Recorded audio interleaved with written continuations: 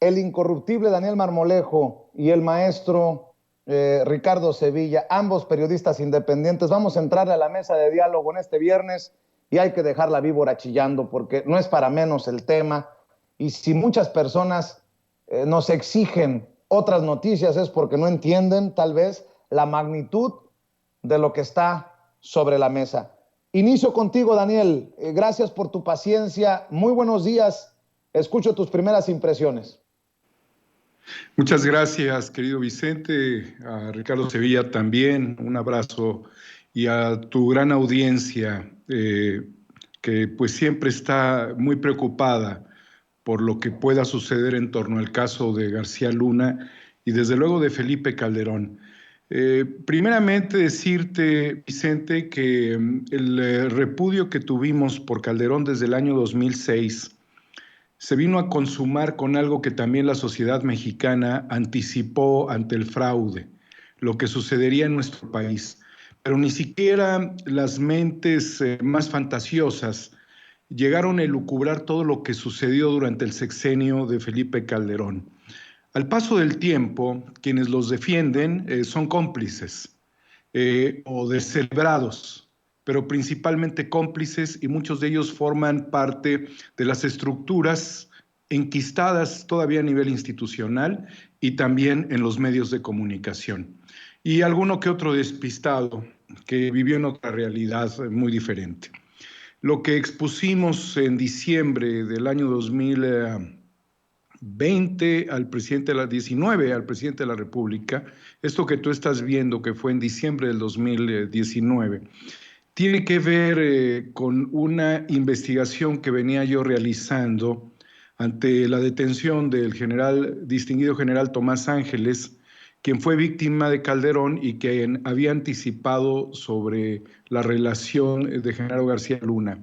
La situación de por qué tenía información sobre García Luna el general Ángeles es porque formó parte de una estructura de investigación avalada por el gobierno de Ernesto Zedillo con la CIA.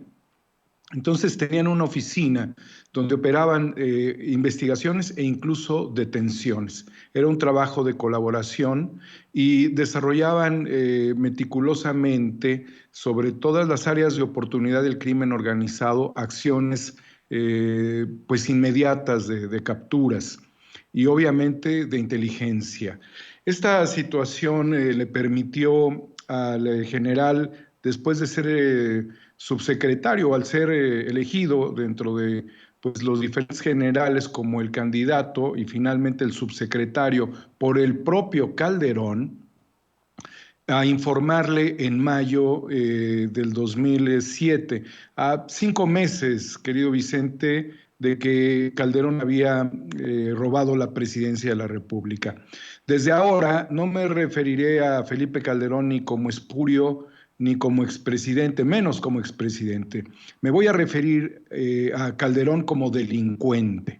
Yo ya no puedo soportar que vivamos en un país en donde este sujeto que deformó al Estado mexicano, a las instituciones del Estado, siga libre, quede impune. Y va mi repudio más grande porque a partir de que yo le informé esto al presidente y ocurre la detención de Genaro García Luna, luego de 8 años pude entrevistar al general, luego de 8 años de su detención. Aunque debo de decirlo aquí públicamente, conociendo que él no estaba vinculado con el crimen organizado, que era un hombre limpio, me acerqué a varios diputados para pedirles su opinión y el consentimiento en la reflexión legislativa para que se redactara un punto de acuerdo a fin de pedir la rápida solución y el excarcelamiento ante su situación. El general vivió pues este encarcelamiento en los tiempos de Marisela Morales, también hay que decirlo, Vicente, y se lo trasladaron a Peña Nieto el caso. O sea, fue una acción de alto impacto hacia la última etapa, porque además el general se atrevió a decir que no había un plan de seguridad en México en un evento, en una reunión entre políticos y ante el cambio de gobierno, pues era importante lo que él decía, que no había realmente una estrategia contra el crimen organizado. Pero el general había soportado durante todo este tiempo la situación de García Luna porque se lo expresó al presidente y porque se llamó a su propia circunstancia de general al silencio sobre esto, porque ya se lo había dicho a la figura más importante del país. Al preguntarle yo al general sobre este hecho y si Felipe Calderón había encontrado en García Luna un área de oportunidad, el general me afirmó que había encontrado efectivamente Calderón un área de oportunidad. Ante esta reflexión, Vicente, lo que queda claro, evidente, es la complicidad. Son cómplices, son socios. Por eso cuando yo me presenté en la mañanera frente al Gabinete de Seguridad, estando el exsecretario Alfonso Durazo, quien había sido diputado de aquella legislatura, cuando incluso uno de los diputados me pidió que yo mismo redactara el punto de acuerdo para que quedara en una lógica certera por la investigación y el conocimiento que yo tenía del caso, y fue estudiado y avalado y mayoritariamente, si no unánimemente votado a favor. La realidad es de que frente al Gabinete de Seguridad impuse toda fuerza, todo rigor, toda conciencia, absoluta determinación, total coraje por lo que le habían hecho estos desgraciados a México y porque todas las instalaciones, comenzando por el Palacio Nacional, fueron las instalaciones de un cártel, el de García Luna, que estaba vinculado desde luego al cártel de Sinaloa, al Mayo, desde luego al Chapo, que eran los principales líderes y uno de ellos continúa.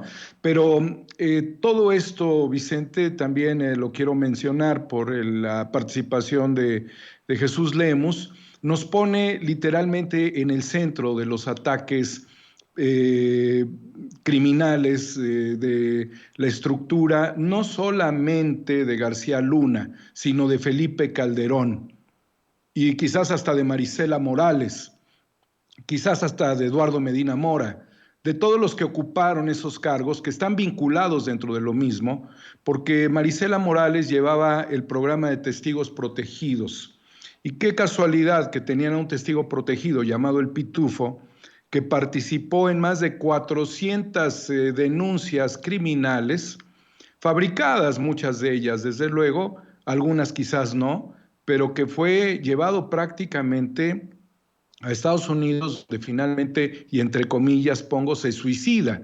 De allí que yo me preguntaría si el tal Pitufo, quien también se encargó de fingir una serie de cuestiones, de mentir sobre el tema del excomisario Fidel Herrera, del comisario Herrera Valles, bueno, que estaba él también como denunciante ante el presidente de las actividades de García Luna, comisario de la Policía Federal, y que fue encarcelado 4 años, Vicente.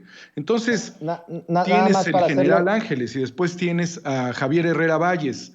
En toda esta estrategia, Vicente, quienes hemos sido el centro de la vanguardia de las denuncias, podemos ser ejecutados por estas organizaciones criminales y por otras bandas de criminales de cuello blanco que también forman parte de las cofradías prianistas que se entretejieron también en otros asuntos, también del orden privado y que evidentemente están recibiendo todavía el día de hoy, protección de funcionarios públicos. Es decir, no se ha acabado con todo esto y me avergüenza, Vicente, me avergüenza como ciudadano, genera el máximo repudio igualmente para mi persona que en México no haya una investigación sobre Felipe Calderón.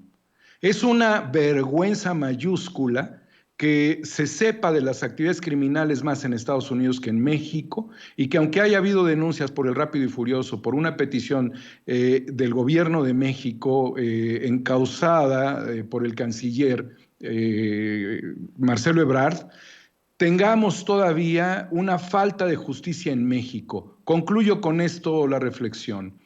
Cuando llegas a lo local, fuera del ámbito federal, sino a temas locales, como lo sucedido hace pocos días, que detienen a dos presuntos delincuentes, Víctor N. y Joel N., los detiene la Policía de Investigación, que es parte, desde luego, de la Fiscalía General de Justicia, de la Fiscalía de Justicia de la Ciudad de México, que preside Ernestina Godoy.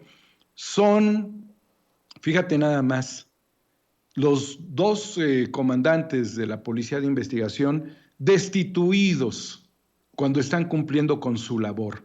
Entonces, ¿de qué sirve el decir que hay carpetas de investigación sobre Genaro García Luna, cuando en el caso en el que éstas se tengan que aplicar, la misma ciudadanía dice, ¿y estarán bien integradas esas carpetas? ¿No será que terminarán dándole carpetazo, liberándole, devolviéndole su patrimonio mal habido y pidiéndole perdón? Esos son los graves problemas que enfrenta México en materia de justicia, querido Vicente. Y cuando te hablé de toda esta cadena hasta terminar con funcionarios que tendrían que determinar públicamente, como lo pide el presidente, expresarse, ¿por qué? ¿Por qué sancionan? Excluyen de su actividad, cesan a mandos policiales que están realizando su trabajo, puedes ver que todas estas cadenas están vinculadas históricamente con algo que no se ha reformado en México, que es la justicia en este nivel. Con lo que ha dejado sobre la mesa